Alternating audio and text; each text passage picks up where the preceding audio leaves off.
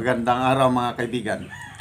Pag-usapan natin ngayon yung pagsampa ng mga IP communities, yung Ata Manobo ng Talaingod, Davao del Norte. Sinampahan nila ng reklamo si Congresswoman Franz Castro sa Ethics Committee para either masuspend o ma-expel. Ang tanong, anong possibility na aksyonan ito ng Kamara at patawan siya ng suspension or expulsion? Yan ang pag-usapan natin. Okay, pakinggan natin itong balitang ito ng News 5. Assisting the indigenous peoples po of Yan si Atty. Carion. Mga Atamanobo po sila.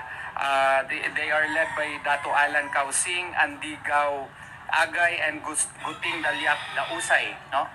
They are the leaders. Sila po ang mga leaders po ng mga indigenous peoples po ng Talaingod, Davao del Norte.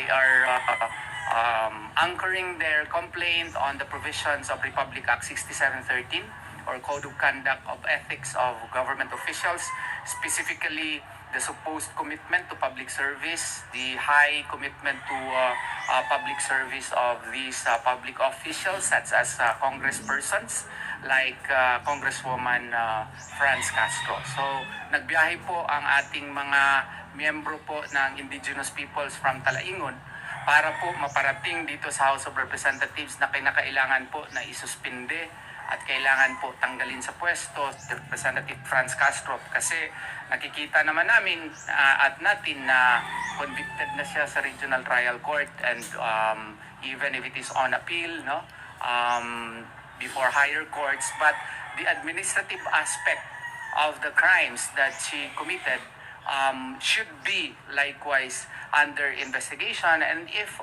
after proper proceedings it is found that she is administratively guilty, then proper penalty such as suspension or if not expulsion from the House of Representatives. Ako po si Dato Malibato Kausing, isang ancestral domain management officer ng ancestral domain ng Atamanobo ng municipality ng Talaingod, Davao del Norte.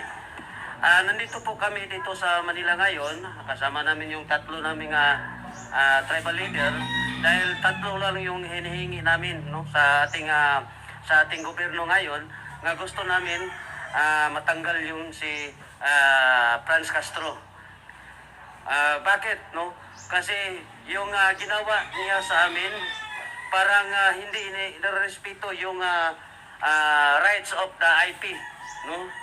In terms sa aming rights, kasi hindi niya nirespeto. Bakit hanggang ngayon nakapagsahod pa rin sa ng pira ng bayan na sa lahat, no?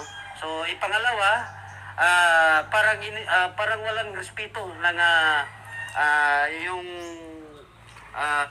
Okay, so mabuhay po ang ating mga katutubo. Napakaganda itong ginawa nila. Salamat din kay Atty. Torion. Ang tanong ngayon is, uusad ba sa Kamara itong reklamo na ito? Aaksyonan ba? Kasi ang titignan dyan yung administrative liability. Yung criminal liability, yan, convicted na siya sa Regional Trial Court, but ang final decision po is Supreme Court. Matagal pa yon. So, administrative liability, kung mapatunayan na may nilabag siya yung sinite na batas, Ethical Standards and Public Accountability of Government Officials, kung mapatunayan, pwede siyang patawan ng suspension or expulsion. Ang tanong, makakaasa ba tayo sa Kongreso ngayon na may papatawan nila ng suspension or expulsion si Congresswoman Castro? Let's face reality, ano? I-comment nyo ko, no? Baka madismaya lang ta later on na kasi wala na, patapos ng Congress na ito. Next Congress, 28th Congress, hindi natin alam kung mananalo ulit si Castro, ano.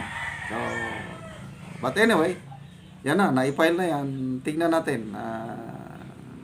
Mabuhay ang ating mga IP. Okay, speaking of IP, Ayan, gusto ko kayong bigyan ng update. Yung tinutulungan nating Talaandig tribe sa Bukidnon. Ang dami sa kanila walang bahay o nakikitara lang. Kung may bahay man, sira-sira ang bubong, tumutulo.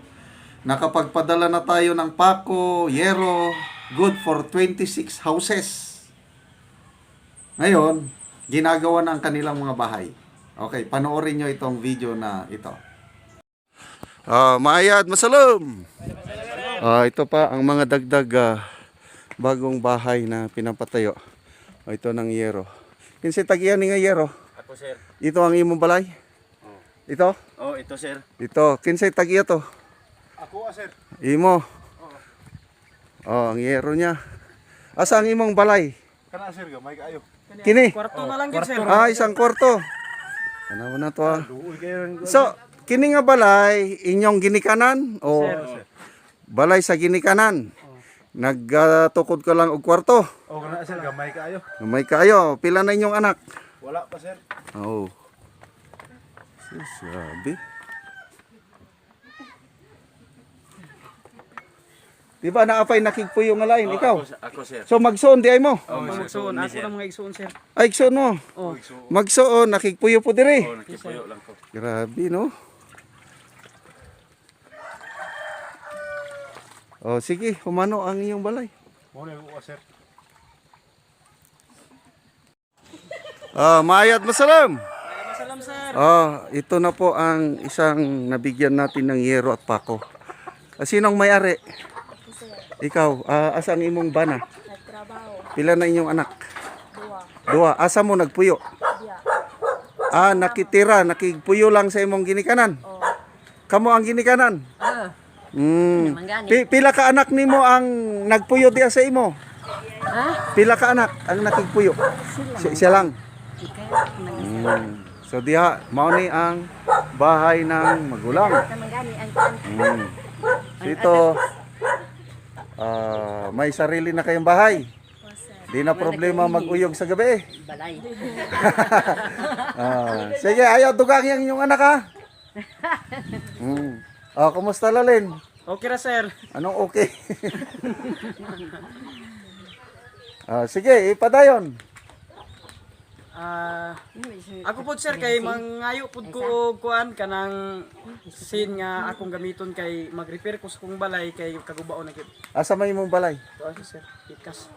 Gubaon na. Kagubaon na gid, sir. Ang iyang abuhan, ana guba na gid. Mangayo man gani. Sige, istoryahan mo lang si GD. Balay. Yes, sir. Si GD. Tanaw man dito gani ang kusina sa kusina. Ang putawa. Maayat masulom. Ay ara masolom. Kamo ba tong magsuon o yung nasunugan? Kami duha, usunugan. Igagaw na mong isa. Igagaw ko nila. Di ba upat mo nga nakigpuyo? Oh, naasa ubos ang isa, sir. Okay, so mao na ni. Kinsa tagiyan ni nga balay? Ako sir, Ikaw, wow, natukod na. Nga naman nga ang hero, di pa nataod. Tungod kay gibawalan mi sa DNR sir nga mukuha og kawis sa lasang. Gibawalan mo. Gibawalan, sir. So, sa inyong buhaton, mangayog kahoy sa dinar. So, mga gyud may kuan, sir, sa DNR nga tagaan may kahoy kay wa gyud may ikakuan diri sa among sen. Kung di mo hatagan, magunsaman mo? Mangitag paagi. Mangitag pamagi. Ang ingon kung Tagalog kung gusto, maraming paraan. Kung ayaw, maraming dahilan. Gusto nyo magkabalay? Mangitag pamagi. Pamaagi. Pagkatagay kahoy diya. So, kini, duha ka balay ni. Oh, duha ni, sir. Tulo, asa ang ikaupat nga balay? Ato, sa likod. Tanaw na. Kinsay tagya na? Ana, sir. Ay, ikaw, sige, ato ta sa imong balay. So, mo ni.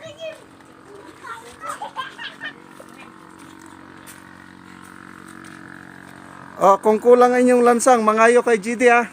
Sir. Mo to ang dugang nga yero nimo. Oh.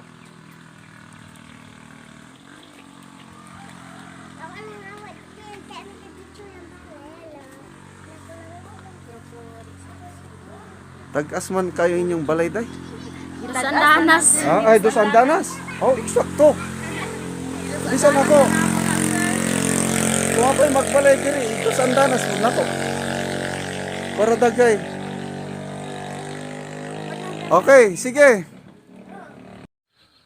Ito mga kaibigan, isang bahay na nangangailangan ng tulong. Ang may-ari, tinawag niya ako habang nagja-jogging. Anong pangalan mo, Brad? Elian Usmin. Ilian, anong nangyari dito sa bahay mo? Ang bali ang sin atong kusog kay hangin atong bagyo, nga bal lupa na ko ba nga paglugpitan lang akong buntong. Oh, so unsa man nagatulo ng imong balay? O luto nga Tulo, nagatulo na. Tulo ako lang ipangtapakan og pakising tip. Bakit sige, i-video na to ang imong balay ha. Kini po ang iyang balay oh. Kumot kung makita ba ninyo. Ayan oh. Gibutangan na lang niya og mga sako og mga ano. So nagatulo na ni. Tulo sir. Abi. So ang imong kusina, Okay, pag panlugpot ako na balik gyapon na sin sir. Dio. kusog ang hangin. Oo, itong kusog ang bagyo. Ito po ang hirap nila dito sa bundok.